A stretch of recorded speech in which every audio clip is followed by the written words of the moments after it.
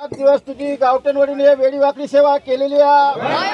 त्या सेवेमध्ये काही कमतरता न्यूनता पडलेली असेल तर महाराजा त्या ठिकाणी तो माफ करून घडीबंद रखवाले धरून या पासून तर तिथपर असणाऱ्या सगळ्या लोकांची काही लोक इथली आहेत त्या लोकांच्या सर्वांचे कोणी नातेवाईक पाहुणे सोयरे असतील तर तुझी त्यांच्यावरती कृपादृष्टी ठेव सर्वेक्षण करून.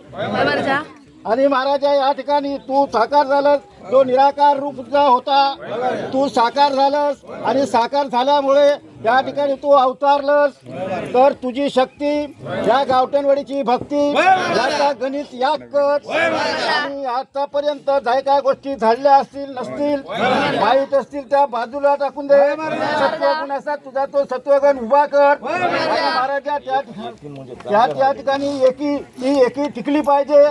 आणि शरण सगळेजण आलेलो तुझ्या पायाजवळ. काही प्रकारे कुणाच्याही मनामध्ये शंका अक्षर काही असता कामा नये. महाराजा बुद्धी तो दाता तू शक्ती तो दाता तो. महाराजा या ठिकाणी तू तुझी शक्ती प्रभावित करून या गावठणवरती कृपादृष्टी ठेवून जे काय सुखाचं कार्य असेल ते कार्य पार पाडून घे.